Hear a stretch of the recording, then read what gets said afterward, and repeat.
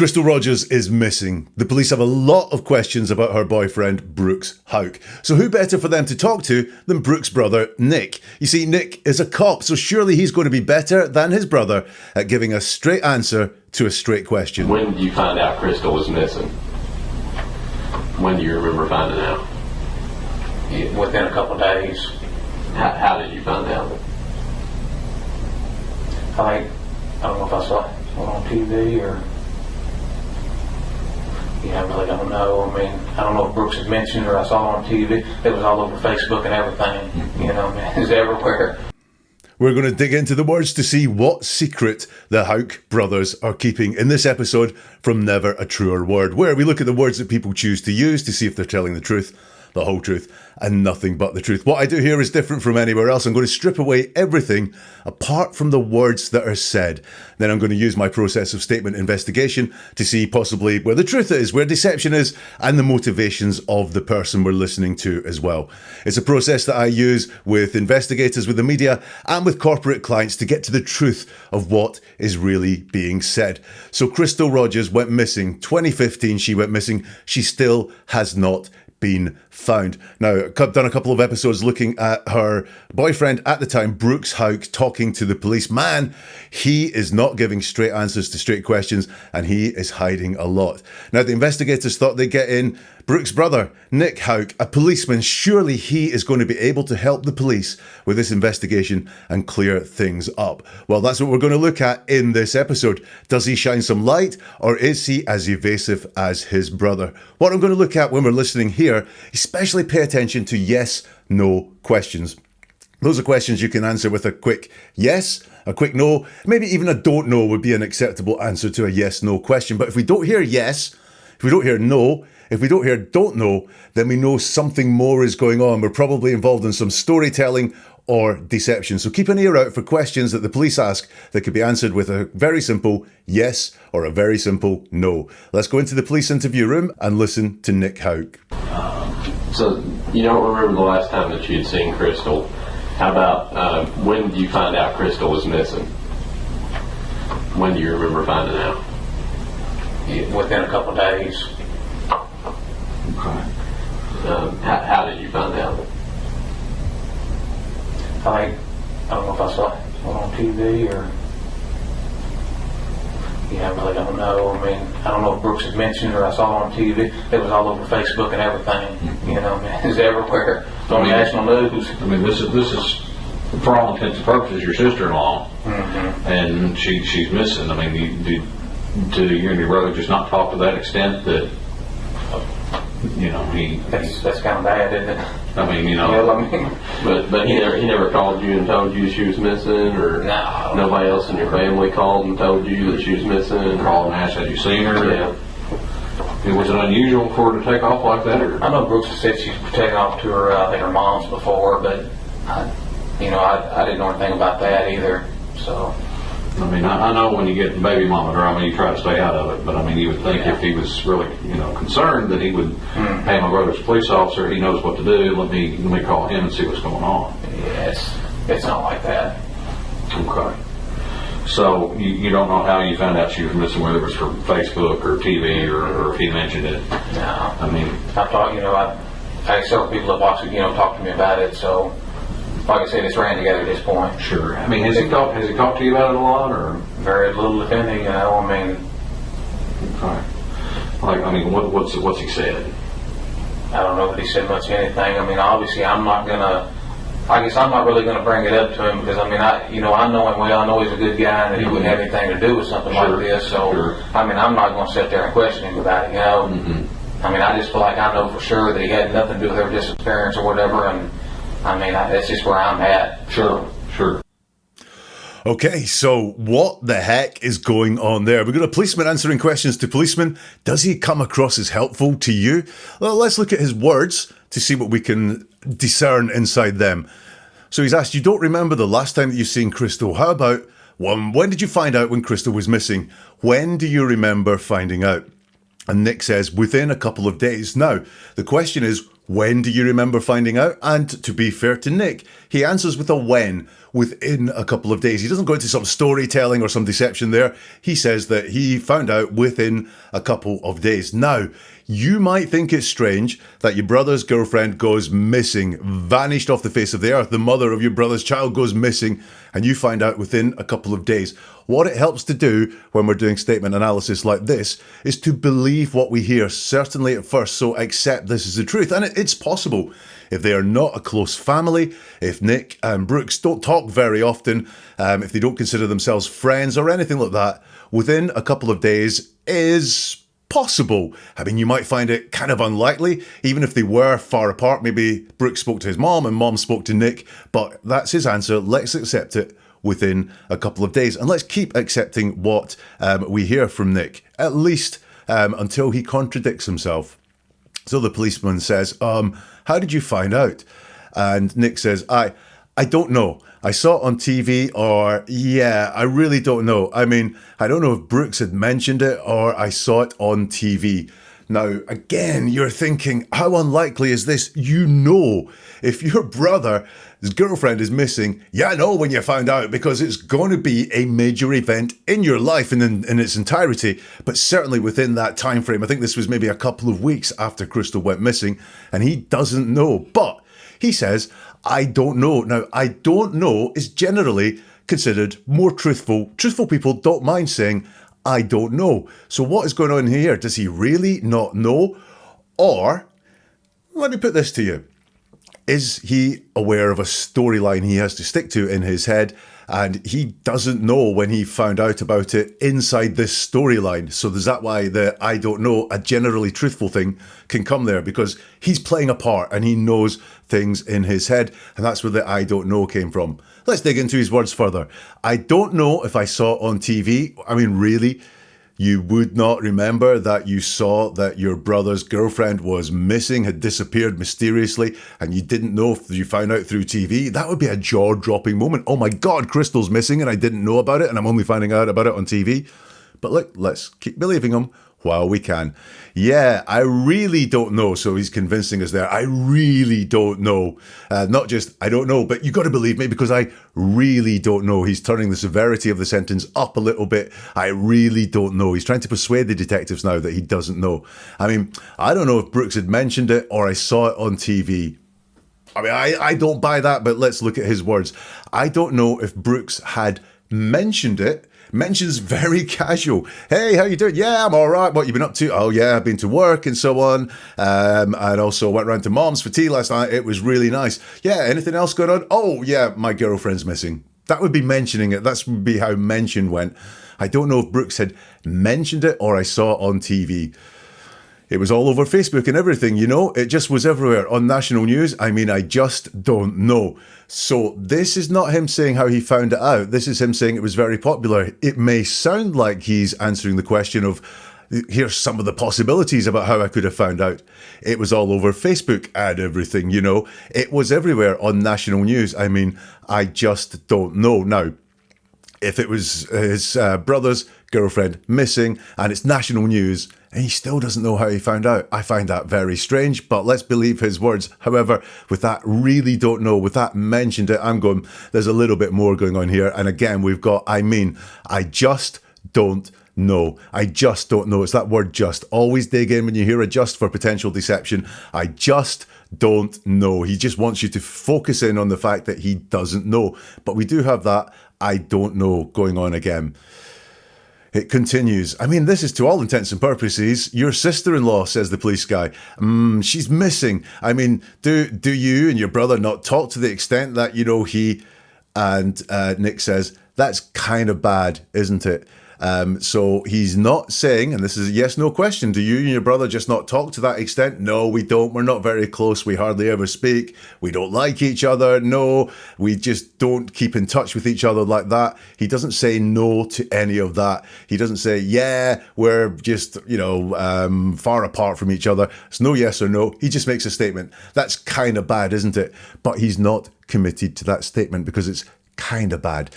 So he doesn't really feel it's bad, potentially because they are closer than he wants to us to believe here. So it's kind of bad. He doesn't have the genuine words to back that up. I mean, you know, Yeah, well, I mean, but he never called you and told you she was missing. And he says, no. He never called you and told you she was missing. And he says, no. Emphatic to that yes, no question. He never called you and told you Crystal was missing. No, he didn't. And yet, if we zip back, how did you find out? He says, I don't know. I don't know if Brooks had mentioned it or I saw it on TV. He's just saying, I don't know, but he's emphatic. And I believe him because it's a very straightforward answer that Brooks did not call him to say that Crystal was missing, because he gives a no. Nobody else in your family called you and told you she was missing? Again, we've got that no. It's a straightforward no answer to the question. So he knows, despite all this vagueness about I don't know how I found it out, he knows, and I believe him, Brooks didn't call him to tell him that Crystal was missing, and no one in the family called him to say that Crystal was missing. What does that tell you? Did anyone call and asked, had you seen her? Was it unusual for her to take off like that? Oh, please, guys, don't ask two questions at once. Ask one question, and then we will be able to dissect the answers a hell of a lot better, because he doesn't answer the question about did anyone call and ask, had you seen her?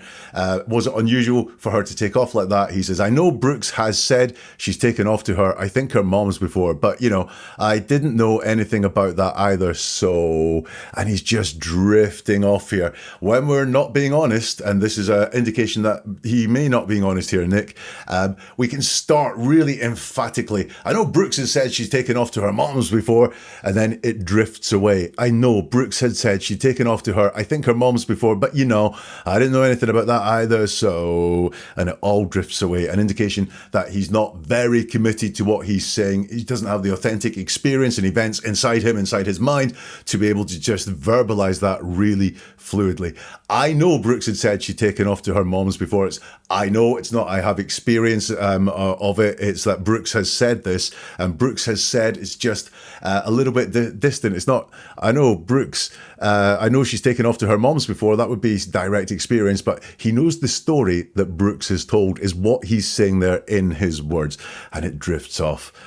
Police guys say, I know when you get a baby mama drama, you try and stay out of it. But I mean, you would think if he was really, concerned that he would. And Nick goes, which is a tacit agreement. Hey, my brother's a police officer. He knows what he's going to do. Let me call him and see what's going on. So what the police are putting to him there is, so your brother's girlfriend was missing, disappeared, vanished. And he didn't think of calling his brother, the police officer, for help or guidance or advice. And there's just this long sort of yes from Nick, which is expanding that yes. I think that's buying some thinking time. Maybe even oh crap, that's a very good question I don't have an answer to. It's yes, it's not like that. It's not like that. What does that mean? It's again, it's not full, it's not flowing, it's not, we don't have that kind of relationship, which would be all the words needed to make sense of that sentence. It's a very generic, it's not like that. And like his brother, Nick is telling us a lot of things that are not happening. It's not like that. He's not explaining what the relationship is like. He's not saying how it does go. He's just focused on this. It's not like that. Because what does that do? It closes something off. It's not like that. It's just very closed. It's not like that. If he was to open it up and say, we don't talk that regularly, we had a bit of a falling out, or, we're not that close, we never have been, or anything like that, then that's wide and allows lots of questions to be asked. It's not like that. Closes it down a lot. Okay, so you don't know how you found out she was missing, whether it was from Facebook or TV or if he mentioned it. He says, no, I thought, I had some people have obviously, talked to me about it. So he's still very vague. He remembers certain things with concreteness. He knows that Brooks didn't call him. He knows some people have talked to him about it, but he doesn't know how he found out. He just remembers all this stuff. He doesn't want to be pinned down to something, is what I think is going on here. He says, I thought, I had some people have obviously, talked to me about it. Some people, not being specific there. That word people comes up a lot in deception. Oh, people have been telling me this. People are saying this. The people is curiously undefined, like a lot of what Nick is talking about. It's so broad and vague. Some people have obviously, talked to me about it. Obviously as a convincer. Obviously, people have mentioned it to me. So again, it's this, don't ask any questions. This is obvious. People have mentioned it. Lots of people have mentioned it and talked to me about it. Now, it is a specific event, not talk to me about Crystal, which would be show some closeness and some concern and some care, or even her. It's about it. It refers to an event. Now, at this time, when this interview is happening, Crystal was missing. So multiple things could have happened. She could have decided to go away. She could have been abducted. She could have been killed. She could have had an accident. She could have lost her mind and not know where she is and be in a confused state somewhere. But it is a singular event, and it's a singular event there that Nick is focused on. Does he have knowledge of a singular event, the it that he's talking about? So like I said, it's ran together at this point. Now, I know what he's wanting to get across. The impression here is so many people were talking about it. I can't remember how I found out. But he doesn't say those words. He just doesn't verbalize it like that. It's ran together at this point. And so, like I said, well, you haven't said that at all. You've alluded to it, but you haven't said that. However, people who are being deceptive will very often tell us, this is something I've said before. Look how consistent I am. Like I said, I'm sticking to this one story, and if I'm not deviating, if I'm sticking to this one story and flagging it up with phrases like I said, then I must be being honest. Please believe I'm being honest. The policeman says, has he talked to you about it a lot, or... And Nick says, very little, if any. You know what I mean? Very little, if any. Your brother's girlfriend is missing, and you've spoken about it very little. Again, if they're not close, this could be true. If Brooks doesn't need Nick's help or has a support network around him that doesn't require his brother involved, then very little could be true. But very little, if any, you should at least be able to remember whether your brother has spoken to you about your girlfriend being his girlfriend being missing. And remember, he was asked, how did you find out? And he says, I don't know if Brooks has mentioned it. So very little, if any. How much memory do you have about these conversations you've had with Brooks? Because it keeps sliding along a different scale. What's he said? Asked the detective. I don't know he's said much of anything. I mean, obviously, I'm not really going to bring it up to him because, I know him well. I know he's a good guy. So... in Nick's head here, what is he thinking? Like a policeman? So your brother's girlfriend goes missing and you think bad things. You don't think of supporting him. You don't think of trying to find Crystal. You certainly, your view of Crystal is not one of such that she is flighty or horrible or would just abandon Brooks and the kids. You'll notice that his first priority in his head is Brooks a good guy or not? And we have an obviously there as well. I mean, obviously, I'm not really so obviously, again, don't question this. It's obvious. It's just something that I want you to accept without any question. Obviously, I'm not really going to bring it up. Obviously, you're not going to bring up your brother's girlfriend's disappearance. That's why the word obviously is in there, because it doesn't make logical sense. He wants to close that off by saying, it's obvious. I know him well, is what he says. Now, one of the things I've been saying is give this guy the benefit of the doubt. Are they not very close? Is there a lot of distance between them? But Nick is saying here, I know him well. And in the present tense, it's not I knew him well. It's I know him well. Well, what? You know him well, or you hardly ever talk? The two things can't be true.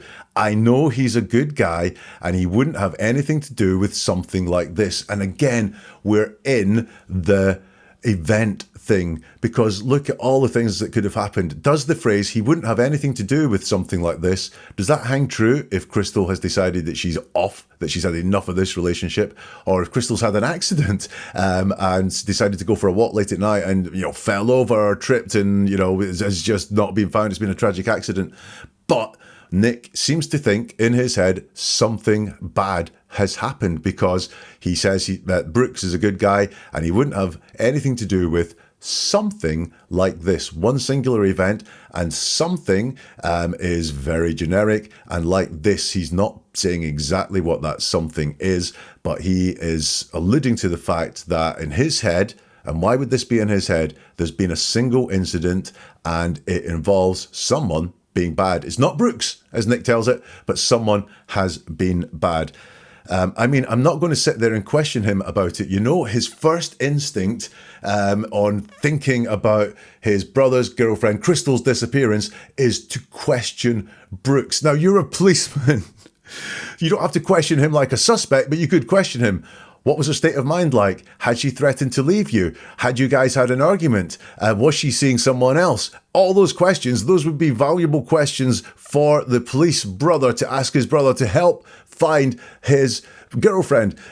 Concern should be there, but it's not there. His first instinct was to question his brother, and not questions that would help, but questions that would expose Brooke's guilt. I mean, I know for sure that he had nothing to do with her disappearance or whatever, and I mean, that's just where I'm at. Big sort of word salad, but let's break it down. I mean, I just feel like I know for sure, so we have no certainty there. It's just, I just feel sense.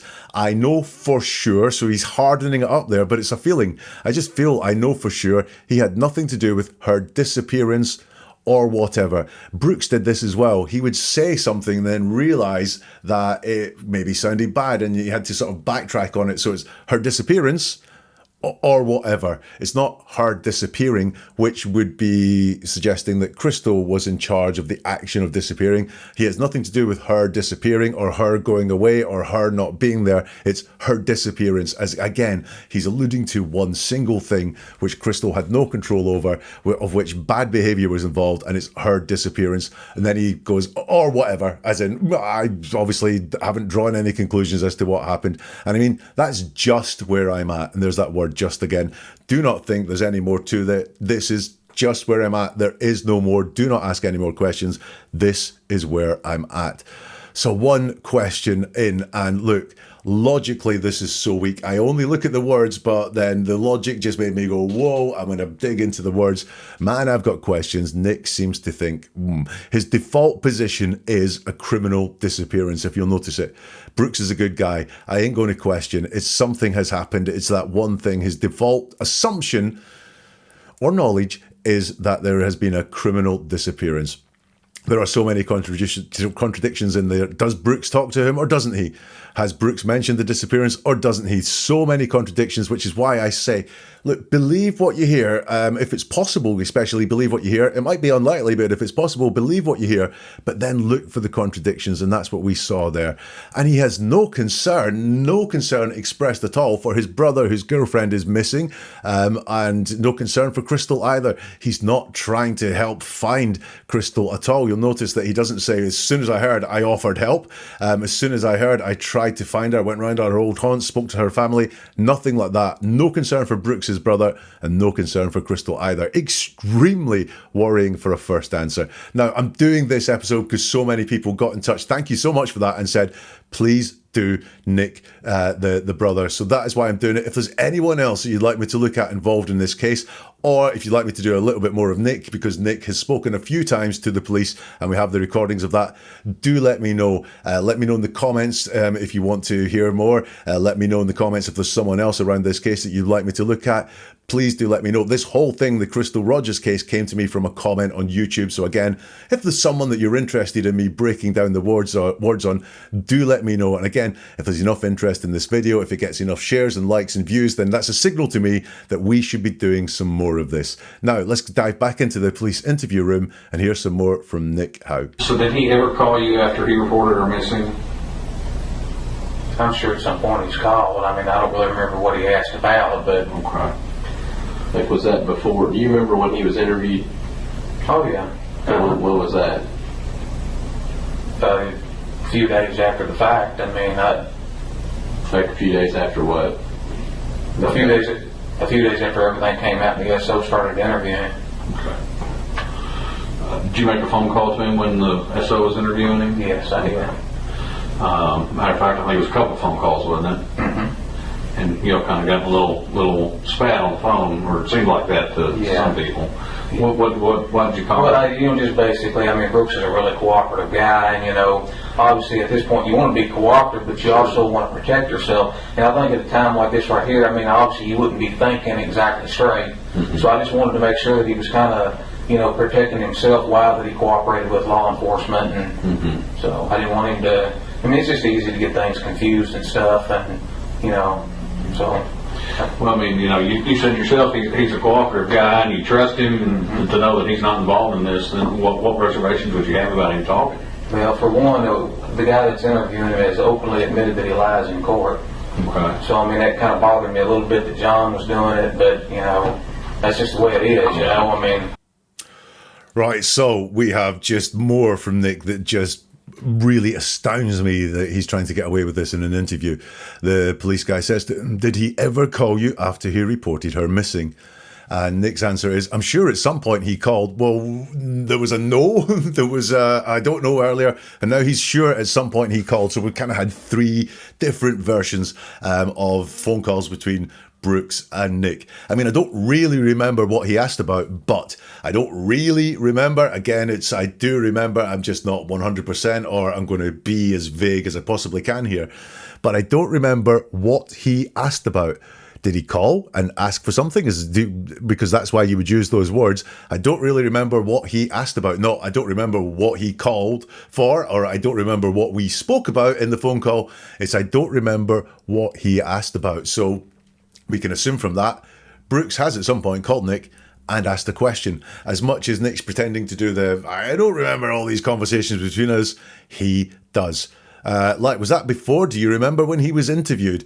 Oh yeah, says Nick, and he does remember when Brooks was interviewed. When was that? Nick says, a few days after the fact. I mean, after the fact? The fact? Not after Crystal went missing. A few days after he noticed Crystal was missing. A few days after the disappearance. It's after the fact. Once more, in Nick's head, there's this singular event going on. It's not like a world of possibilities. It's a singular event. The fact. It is kind of police talk, I guess, they talk about the fact, but he is just letting us know he has this singular event, and the police pick up on this. A few days after what is the question? A few days after everything came out and the SO started interviewing. A few days after everything came out. Again, he's not saying a few days after Crystal went missing, a few days after the Brooks noticed that Crystal wasn't at home. It's a few days after everything came out. That suggests things were hidden, and then everything came out. Interesting, very interesting choice of words. And the SO started interviewing. Okay, did you make a phone call to him when the SO was interviewing him? And Nick says, yes, I did. That is a very honest answer. That's what the truth sounds like. It's simple, it's straightforward. There's no persuasive or convincing words, storytelling. There's not even any stuttering in there. It's a yes-no question. Did you make a phone call to him when the SO was interviewing him? Yes, is the answer to that. Now, why would that be? Now, when we make stories up, when we're being deceptive, which is potentially what Nick is doing here, then we have a version of events in our head, a story that we have to tell, and we've thought through lots of points of that story. If you're going to tell a long, involved lie about something, an important lie like this one, then one of the things you have to do with that lie is you have to make it fit in with events to which there are witnesses or facts that other people know. And the police here know that Nick called Brooks during that police interview. In fact, the interview ended very shortly after Nick called Brooks. So he can't lie here and say, do his usual, I don't remember type thing, or all of a sudden his memory is razor sharp. Yes, I did. Now, why would his memory be razor sharp? Because it's on record. It's on record, and he knows it's on record that he called Brooks during the police interview. No point in lying about it, which is why we get this very straightforward, yes, I did. So different from so many of Nick's answers. As a matter of fact, I think it was a couple of calls, wasn't it? Says the detective. Says Nick. That's confirmation. That's a yes, but he's not kind of going, yes, yeah, it was a couple of calls. It's I'm being a bit cagey. And, kind of a little spat on the phone, or it seemed like to some people. Why did you call him? And Nick says, well, just basically, Brooks is a really cooperative guy. And, obviously at this point, you want to be cooperative, but you also want to protect yourself. And I think at a time like this right here, obviously you wouldn't be thinking exactly straight. Let's break that word salad down. Well, just basically the waffle going on here while he forms the words in his head that he really wants to say. Just basically, as in, just focus in on this one reason that I'm going to give you. Forget about anything else that's possible, or maybe things that I'm hiding over here, and I'm going to hide them by using the word just. And then basically, when someone says basically, they're qualifying what it is. I basically only went out to get a cup of coffee. means you went out to get more stuff or to get a break or something like that. I just basically, and then he thinks about how he's going to phrase it. So he pulls out of all those thoughts. Well, just basically, I mean, Brooks is a really cooperative guy. And, obviously at this point, you want to be cooperative. At this point, this is very much like how you would talk if it was, right, you are going to pretend to be the concerned boyfriend of the missing woman. Therefore, you're going to want to be cooperative. You're not going to want to be cagey or shut off or refuse to do interviews. You want to give the police what they want at this point. And then if they get harder on you or ask you tougher questions, back off and stop being so cooperative. At this point, you want to be cooperative. But you also want to protect yourself. He's not talking about Brooks at this point, but he's talking about you in general. You want to protect yourself. And I think at a time like this right here, I mean, obviously, we have obviously again, which is just this convincing language. It's like, I'm going to give you a story. I don't really believe it, or I don't really think it's that strong. So I'm going to chuck in obviously a couple of times to make it sound strong. It's obvious, guys. I'm telling you it's obvious. Therefore, don't question it too much. Obviously, you wouldn't be thinking exactly straight. Again, he doesn't say Brooks wasn't thinking straight. It's just you wouldn't be thinking straight. So I just wanted to make sure he was kind of, protecting himself while he cooperated with law enforcement. So I didn't want him to, it's just easy to get things confused and stuff. And, so again, we've got this drifting off here. So I didn't want him to, it's just easy to get things confused and stuff. And, so he starts off very solid. I just wanted him to protect himself, but then it's waffle, waffle, waffle. So I just wanted to make sure, again, that suggests to me he's hiding something and he's using just to focus on that one little thing. I just wanted to make sure he was kind of, protecting himself. So there was a lot more going on to the phone call there because it's just and kind of, and it's easy to get things confused and stuff. Is it really easy to do that? Or would you just want to give all the information to help find Crystal safely? The police pick up on this as well. They're not dumb. I know you said he's a cooperative guy and you trust him and you know that he's not involved in this. Then what reservations would you have about him talking? He says, well, for one, the guy interviewing him has openly admitted that he lies in court. I don't know the truth about this at all, but that's only for one. So again, he's focusing us in on one thing. Now, what reservations would you have about him talking? Well, he's already told us it's easy to get confused. He needs to protect himself. Instead, he's moved on to thing number two. The guy interviewing him has openly admitted lying in court. So, that kind of bothered me a little bit. Doesn't seem like it bothered him at all because it only kind of bothered him. Therefore, it didn't really bother him. Bothered me a little bit. It's tiny. It's kind of bothered me a little bit that John was doing it. But yeah, that's the way it is, and it drifts off again. He doesn't have commitment and conviction of what he's saying. He says it. He wants to say more so it comes across as more believable, but it drifts off at the end.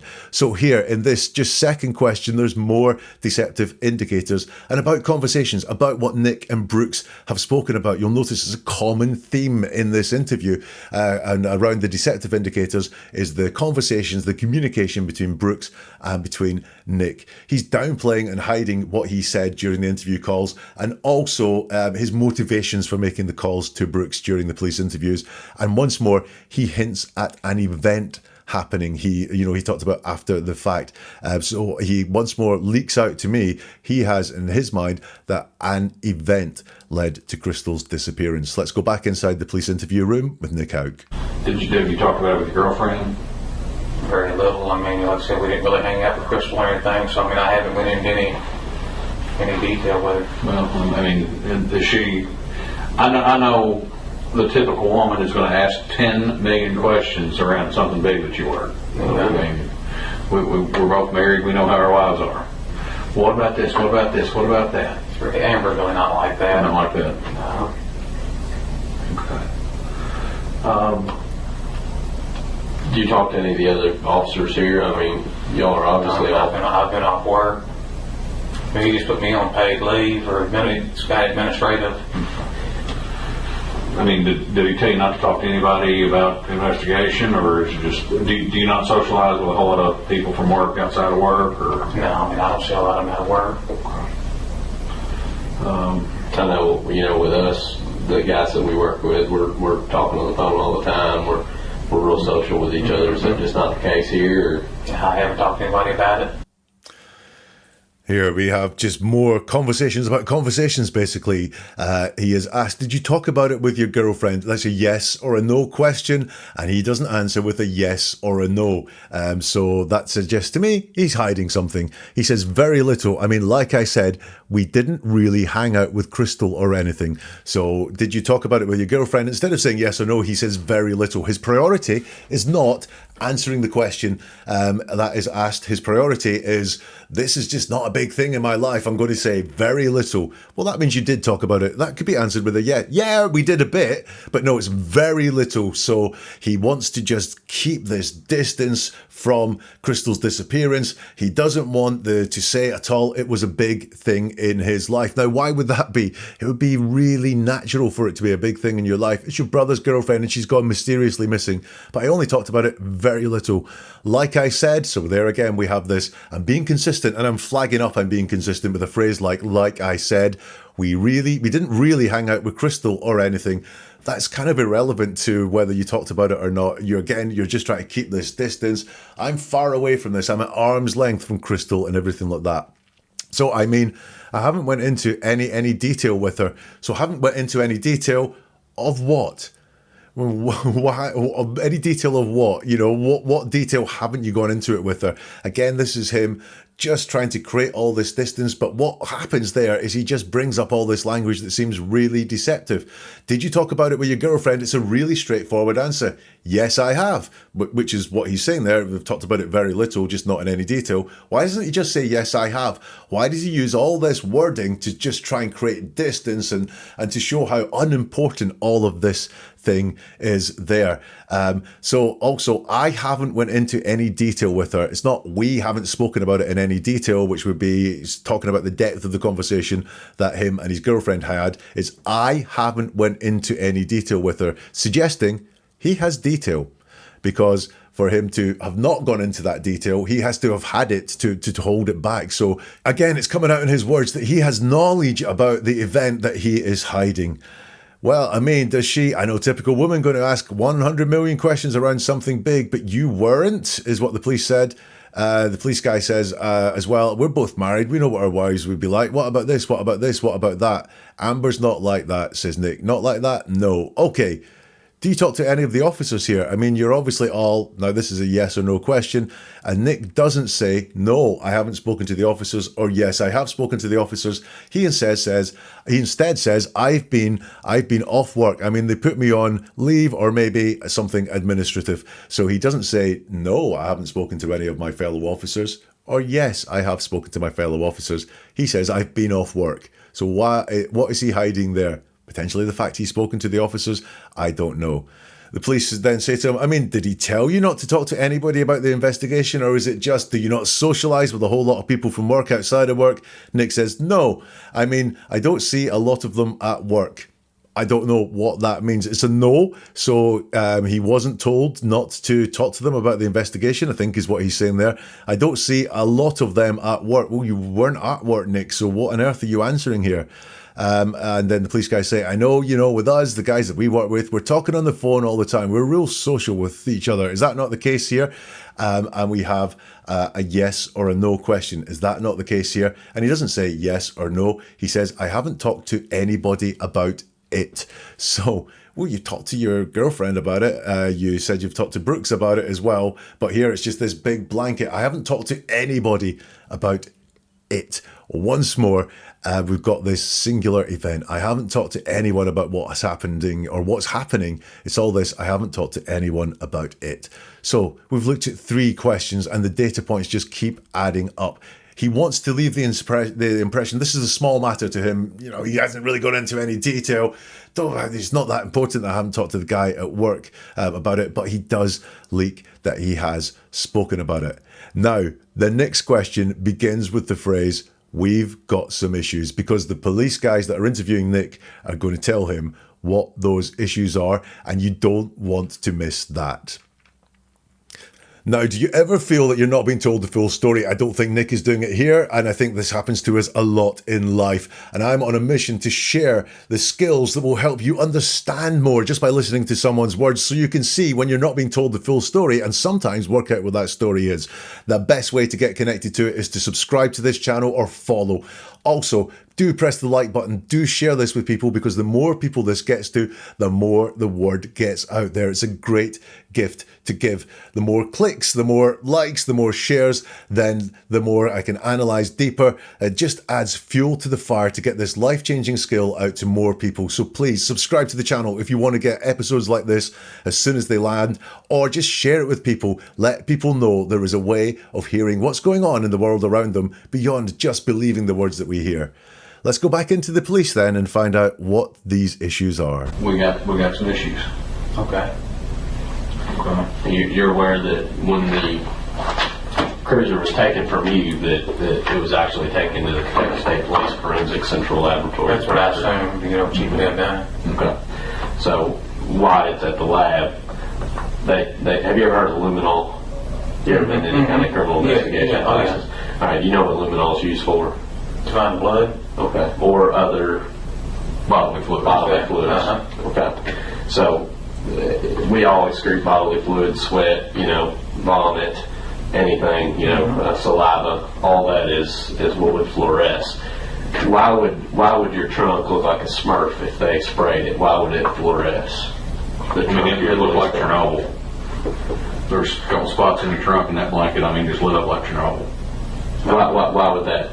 There's not going to be any blood in the trunk. Okay, well, I'm not saying blood. I'm talking about other bodily fluids. I don't have blood. There shouldn't be any bodily fluids in the trunk. There's only one way bodily fluids can get into a trunk. That's if a body's nearby, right? That's what I would assume. Okay.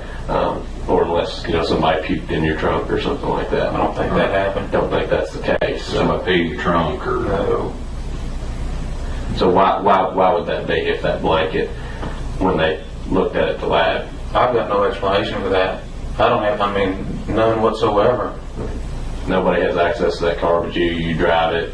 You put the blanket in there. You said that. If there's something on that blanket or in that car, you're the person that has something to do with it, correct? Well, I would assume, but Okay. There shouldn't be. There shouldn't be anything in the trunk of the car. I don't know if somebody made that up or what the deal is, but So it's put to him that the car that he has, the police cruiser, was taken and tested. And then they ask him, do you know what luminol is used for? And he says, to find blood. I was interested in that because they tell him it's not just about blood, it's bodily fluids, but his first instinct was talking about blood, and blood being around his police cruiser. Now, what is going on there? Is it that he's just naive, he doesn't use luminol a lot, and know that it's for all sorts of bodily fluids, or is blood a priority in his mind? He's told, look, it's for other bodily fluids. So we all excrete bodily fluids, sweat, is there any reason, that's would fluoresce, so why would your trunk look like a Smurf if we sprayed it? Why would it fluoresce? It looked like Chernobyl. There's a couple of spots in your trunk in that blanket that's lit up like Chernobyl. Why would that be? And he says, there's not going to be any blood in the trunk. So we have that repetition of blood again, that in his mind, even though he's been told now it's about any sort of bodily fluids, sweat, saliva, all sorts of things could be there. He's focused again on blood. Again, is this just a misunderstanding of what luminol is used for, or is his mind just drawn to blood? And he says there's not going to be any blood in the trunk. It's not, I don't know. There is no, I don't know. It's this future facing, there's not going to be any blood in the trunk. Not there isn't any blood in the trunk. You will not have found any blood in the trunk. Not even there shouldn't be any blood in the trunk. There's not going to be any blood in the trunk. A very interesting phrase, but he could have used that real, I don't know there, which would have been a hell of a lot more honest. Like, think about your trunk. If blood was found in that, how did it get there? I don't know. You wouldn't say there's not going to be any blood in the trunk, would you, at all? Okay, well, I didn't say blood. I'm talking about other bodily fluids. He says, I don't have a clue. Now, you might think I don't have a clue. Sounds like I don't know.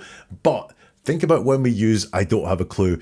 Often we do have a clue. And what we want to do is just be really, really persuasive and go, I don't have a clue. It's not, I don't have any theories. It's just, I don't have a clue. Or maybe it could be this, maybe it could be that. No, I don't have a clue. So I think this is potential deception there.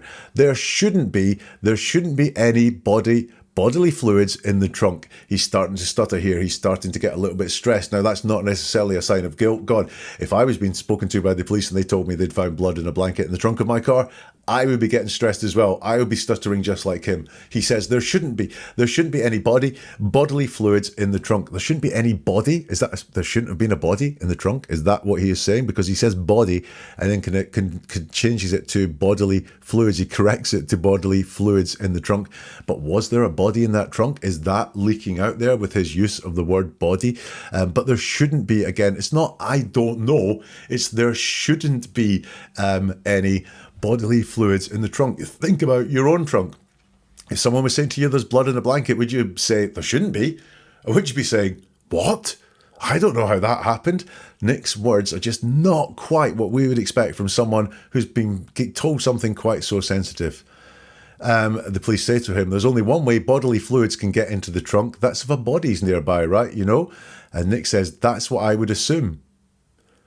Now, there are plenty of ways that bodily fluids can get into a trunk. I don't know if the police were trying to bait him with that there, but obviously someone could have, it has to be a body nearby, but your bodily fluids, maybe even urine tests spilled or something like that, that would be bodily fluids in the trunk of a car. But Nick assumes the only way body fluids are going to get in the car is if there is a trunk there. That's what I would assume. And then the detectives open it up and go, oh yeah, unless, somebody puked in your trunk, or something like that, or somebody peed in your trunk, so why would that blanket be that way when they looked at it in the lab? And Nick says, I've got no explanation for that. None whatsoever. And that to me, again, is this leaking. I have no explanation to that, which is like, I don't know what to say to this. I have nothing. I've been very qualified with my words. I've been very careful with what I say. And this one, I don't have an explanation in my head for this. I have no explanation for that. It's almost like letting us in on his thought process rather than doing, again, I don't know why it would look like that. I don't know why that blanket would show up with bodily fluids in it. It's just, I can't explain it. I've got no explanation for that. He's asked, nobody has access to the car. You drive it, you put the blanket in there. You said that if there's something on that blanket in the car, you're the person that has something to do with it, correct? He says, well, I would assume there shouldn't be, again, we've got this, there shouldn't be anything in the trunk of the car, not bodily fluids. There shouldn't be anything in the trunk of the car. I don't know if somebody made that up or what the deal is, and again, we just have it all drifting away here. He's just no conviction with what he's saying, but it's there shouldn't be. And I wonder, those are the words that you may use if there had been some cleanup operation. So there shouldn't be anything there now. But he shouldn't be. There's no explanation for that. This is all very concerning wording for me. So here, no surprise or curiosity, because always worth looking at what's missing. Once we've analysed the words that are there, what's missing? No surprise around the bodily fluids being found in the trunk of his car, and no curiosity. What fluids were they? Do you know? Where were they in the trunk? Was it all over, or was it just a small patch? Do help me understand. No surprise or curiosity that the trunk showed positive for bodily fluids. This, there shouldn't be, would be the wording that would be used after a clear up. And also an attempt to focus on blood. Is that just because he's naive and that's what luminol is for? Is blood at high priority in his mind? Or does he know there is no blood at all there? There was no blood, and that these must be other bodily fluids. But a really concerning answer from Nick there. Let's get some more from him. So Nick, this is the only opportunity that we have to sit here and find out if you're the actual honest person that we think that you are. Well, I'm 100% honest. And I don't deny that, Nick, but you're not being honest with us about this, okay? Now, whether I'm 100% honest. Okay, and it's obvious you've got plenty of experience. You guys are squared away, but I can tell you, there's no way it happened the way you said it. It sounds logical. It's very logical, Nick, because it's what happened. But no, it didn't happen that way. It didn't. Okay. How do you know it didn't happen that way? Nick, you can't remember what happened. Well, he's saying Brooks did it, and I was in on it. There's no way. Were you there? Were you able to say that Brooks didn't do it? No, but I know him well enough to know that. Well, I know lots of people, okay? I know troopers that I've worked with for my entire career. And guess what? They're not troopers anymore. And I thought I could say that about it. And I thought I could say that. Because you know what? We're all people. No matter what this says, no matter what we go to church and say on Sunday, no matter what that we appear like, everybody is a person. And every person can change in a heartbeat. Well, Whether they choose to or not. Sometimes things just happen. We make mistakes. I haven't made any mistakes, and I have been 100% honest. Well, Nick, I don't disagree that, you know, you hadn't made any mistakes in your career maybe, but in this, there's been some mistakes made. Otherwise, we wouldn't be sitting here talking to you. Yeah. Because when I start thinking with this goes out the window. Logic goes out the window. Man, all I can tell you is, I mean, Brooks is a good guy. He didn't have anything to do with this. You know, obviously, you know, I'm hoping for the best and expecting the worst, because I'm a police officer. I hope she walks in his front door anytime, but at the same time, I mean, she's been gone for a while. She hadn't made contact with the kids. The police guys really ramp up the pressure here. This is the only opportunity that we have to sit here and find out if you're the actual honest person that we think you are. And Nick says, well, I'm 100% honest. Always beware of absolutes. I'm 100% honest. I'm telling you the truth. And you'll notice that he says, I'm 100% honest. It's not this, I have been honest with you about this. I've told you everything that's happened. It's, I'm 100% honest, just in general, not necessarily around this. I don't deny that, Nick, says the policeman, but you're not being honest with us about this. The police guy's good. He's getting some of the qualifications in Nick's words. He repeats himself, Nick does. I'm 100% honest. And it's obvious you've got plenty of experience. I mean, you guys are squared away, but I can tell you, well, there's no way it happened the way you said it. It sounds logical, gets cut off. There's no way it happened the way you said it. It happened. Once more, this singular event. There's no way events happened the way you're saying them would be wider. There's no way it happened. Once again, this singular event, which I think it happened, and the way he's talking about it involves criminality.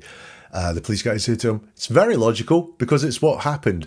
But no, it didn't happen that way. It didn't, is what Nick says. Again, it's this singular event. It didn't happen that way. It didn't. So it didn't happen that way is saying it did happen. He knows about this event. It didn't.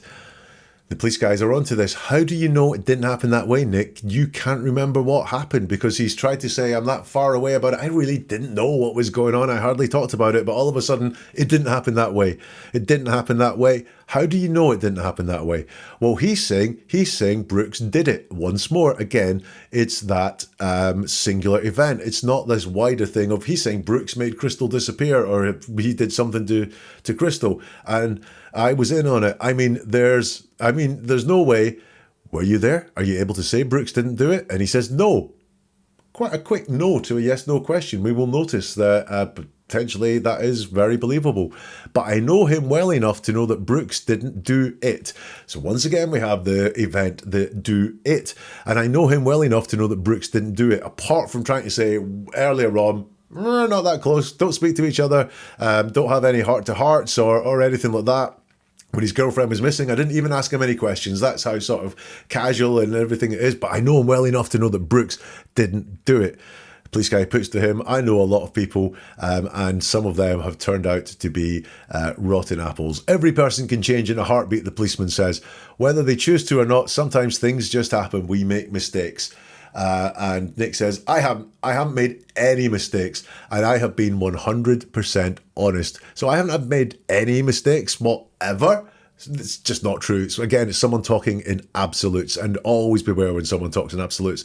I haven't made any mistakes is not true. We all make mistakes. He's not saying I haven't made any mistakes here. He's not tying it down to a specific event. He's just talking in broad terms. I haven't made any mistakes ever. Not true. This is deceptive. He's image management here and trying to go, I'm just this guy that's never made any mistakes and I have been 100% honest. Another absolute.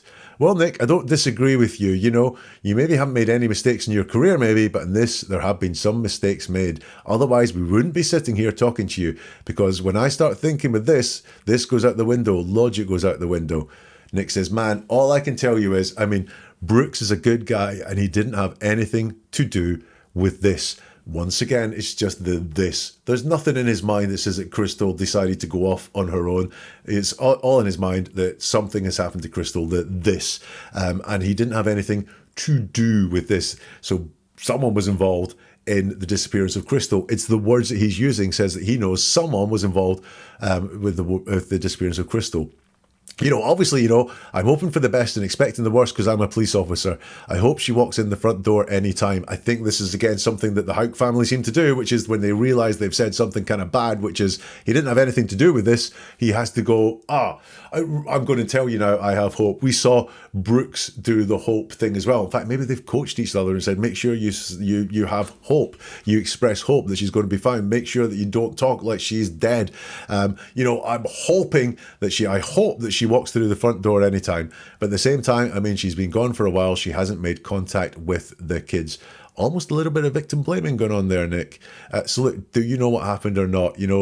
I know he had nothing to do with this, and then I don't really know what's happening. I just hope she comes down. The biggest thing here is, once again, and multiple times, he alludes to a certain event that he has knowledge of. Let's get the last excerpt we're going to look at as the police talk to Nick Houck. Well, what do you think should happen to somebody? Say they killed somebody in the heat of the moment. Just kind of they didn't really mean to. I think they're just as guilty as somebody that killed them anyway. I don't have any patience for that kind of crap. She's got kids and stuff, and anybody that could have anything to do with her disappearance or possibly kill somebody, they need to be dealt with. What about somebody that comes in after the fact that didn't have anything to do with the killing or the disappearance? And I think they're just as guilty. Do you think any of them should be given a second chance? No, I don't believe in second chances. Well, when could you take the polygraph exam? I'll be off the next few days, so if we got one set up for tomorrow, or got one, well, it's kind of late now to set one up tomorrow, but maybe if we got one set up for the next couple of days, would that be something that you could do? Why don't we just shoot for Monday? Okay. Well, what if they're, what is today? Today is Wednesday, so we got Thursday and Friday still before they close down for the weekend. Okay. Then it all depends on their availability. Yeah, they might have. I've got a lot of stuff going on. I just moved and everything. Let's just try to shoot for Monday, and if that'll make you guys happy, then I'll be more than glad to do it. Well, I don't have a problem with it. The thing about it is, we go up there and take the test. You're telling us that you're being honest, yes, right? 100%. And you're 100% on that. Mm-hmm. Now, you know that I've sat here and talked to people in that same seat that you're in right now that have told me they're being 100% honest, and later on I find out they're not. Yeah. Okay? Is that a fair assessment? Most definitely. Okay. So you sitting in the chair that I'm sitting in right here, and somebody sitting there in your chair telling you that same thing. I'm skeptical as you are. I'm probably more skeptical. The polygraph is something that can help us. It's a tool. We don't use it in court, but it's a tool. Yeah. All right. If that makes you feel, whatever it does for you, it'll be fine. But agreeing to do that now, you're not going to change your mind later. No, I'll do it for you. You're going to be a man of your word, and you're going to take the polygraph as we said. Yes. I know that he did take the polygraph. I don't really know very much about the results of it, but I do know there is a recording of him talking to the police about the polygraph, as uncommitted as he sounded there to taking the polygraph. So do let me know if you know where that recording is, because I would love to have a look at Nick talking about the polygraph with those police guys. But let's go back to the very beginning of that question.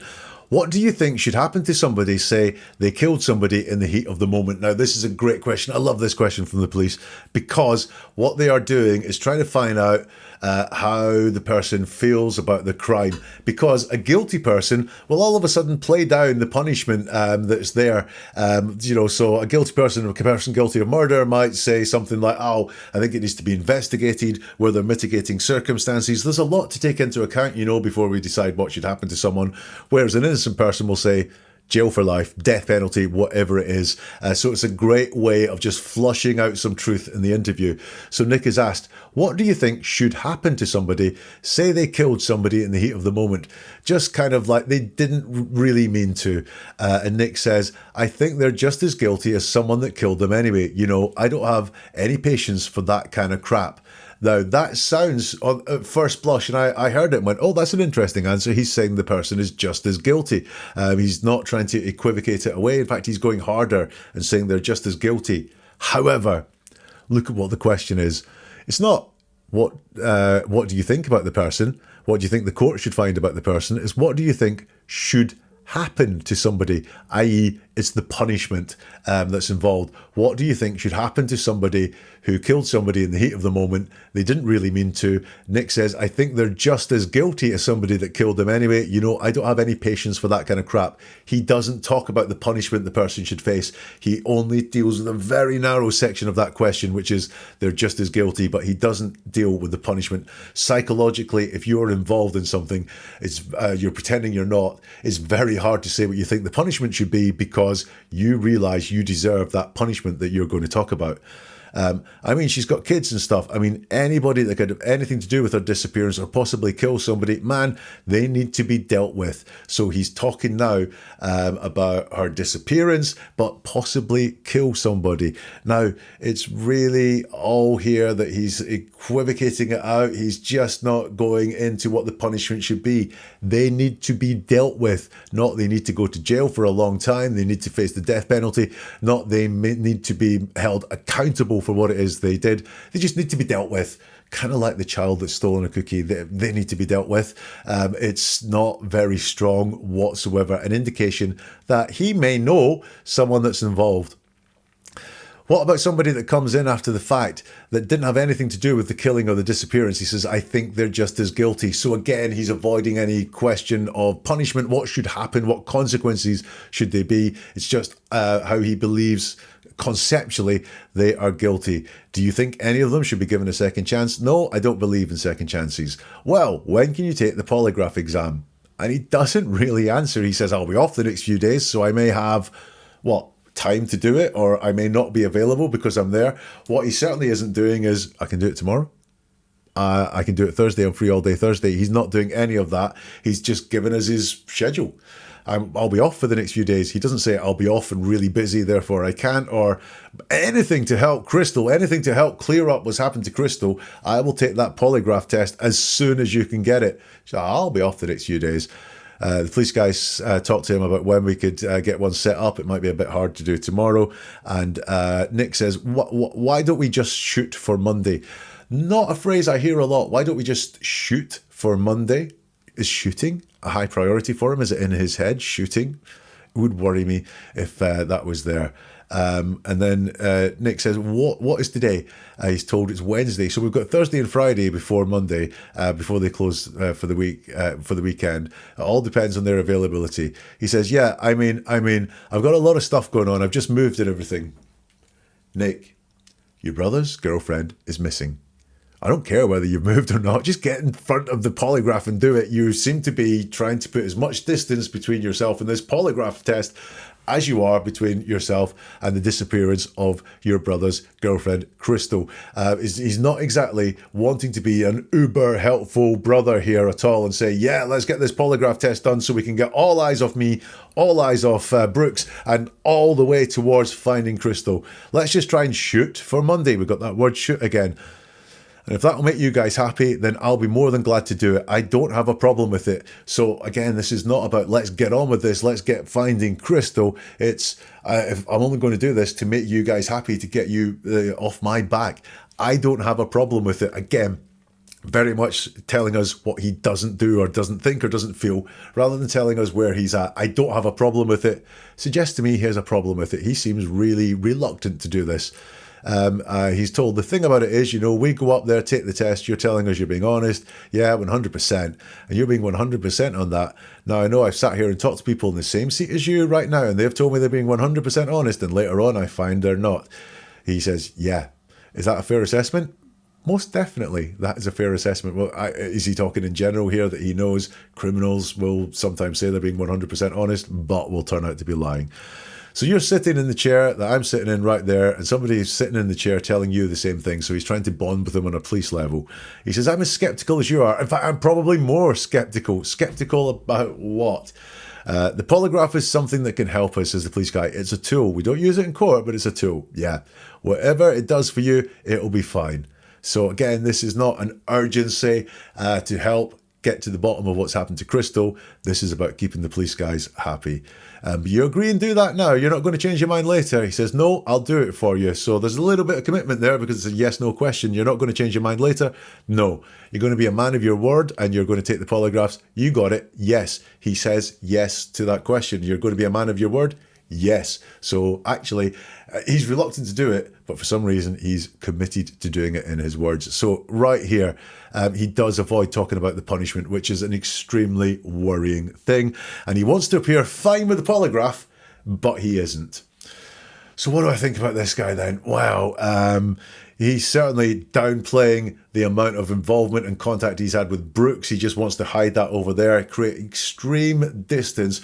But the most worrying thing in it all is his knowledge that leaks out in his words of a singular event. It's not a mystery to him what happened to Crystal. He knows there is an event about what happened to Crystal, in my opinion, listening to his words. But what do you think? Do let me know in the comments here on this platform or get in touch on social media. Neveratruerword.com is the website. There you will find a whole lot more. You'll find me breaking down Brooks police interviews there.